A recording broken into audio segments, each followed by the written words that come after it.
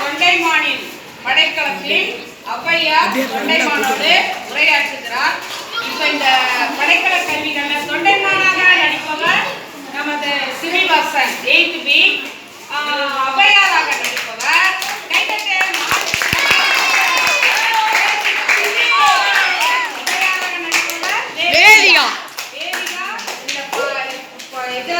பேச மாட்டார். அவளுக்கு பின்பக்க குரல் கொடுப்பவர் தமிழாசிரியை ஜெரோஸ்.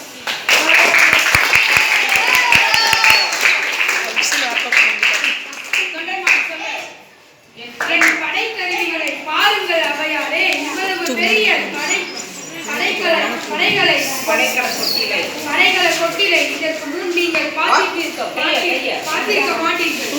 ஆமாம், வில், வேல், அம்பு, ஈட்டி, வாள், கேடயம், மழு என எத்தனை கருவிகள், ஒவ்வொன்றிலும் எத்தனை வகைகள், ஒவ்வொரு வகையிலும் எத்தனை எண்ணிக்கை, பார்க்கும் போது வியப்பாக இருக்குது அல்லவா? ஆமாம், கருவிகளின் அளவு மட்டுமன்றி அவற்றை அழகாக அடுக்கி வைத்திருக்கும் முறையும் கண்களை கவர்கிறது. எல்லா கருவிகளும் புத்தம் புதியனவாக நெய் பூசப்பெற்று மாலையும் மயில் தோகைகளும் அணிவிக்கப்பட்டு எழிலாக காட்சியளிக்கின்றன. உங்கள் அதியமான் படைக்கருவிகளை சொல்லுங்களே. அதை ஏன் கேட்கிறார்? அவை இவ்வாறு அழகாக இல்லை. அதியமான் அடிக்கடி போர் புரிந்து கொண்டே இருப்பதால் அவனது படைக்கருவிகள் எல்லாம் பகைவர் உடலை துளைத்து குருவி கரைகளுடன் நுனி ஒடிக்கும் கூர் மழுங்கியும் கொல்லனின் குலைக்களத்தில் கிடக்கின்றன.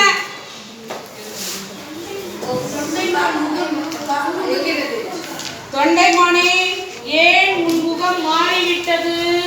உங்கள் சொற்கள் என்னை குழப்பிவிட்டன. என்ன குழப்பம்? என் படைக்கருவிகளின் அழகையும் பாராட்டி கூறினீர்கள். அதை கேட்டு என் உள்ள மகிழ்ச்சி அடைந்தது. உண்மைதான், உனது படைக்கருவிகள் புதுமெருகு குறையாமல் அப்படியே இருக்கின்றன. அடுத்ததாக நீங்கள் கூறிய செய்திதான் என்னை சிந்திக்க வைத்துவிட்டது. அதிகமான படைக்கருவிகள் போரில் பயன்படுத்தப்பட்ட வளைந்தும் எழுந்தும் கிடக்கின்றன என்று கூறினீர்களே, அதுதான் எனக்கு உண்மையை புரிய வைத்தது. என்ன உண்மையை புரிந்து கொண்டாய்? என்னிடம் கருவிகள் தான் மிகுதியாக உள்ளன. நான் இதுவரை போர்க்களத்தை கண்டதில்லை. ஆனால் அதிகமாக பல போர்களை நடத்தி வெற்றி கண்டவன். அவனோடு போரிடுவது எத்தகைய அழிவை தரும் என்பதை புரிந்து கொண்டேன். அருமை அருமை, நான் கூறியதன் உட்பொருளை தெளிவாக புரிந்து கொண்டாய். என் கண்களை திறந்த தாயே, போர் வேண்டாம் என்று சொல்லு. என் கண்களை திறந்த தாயே, போர் வேண்டாம் என்று அதியமானிடம் கூறிவிடுங்கள்.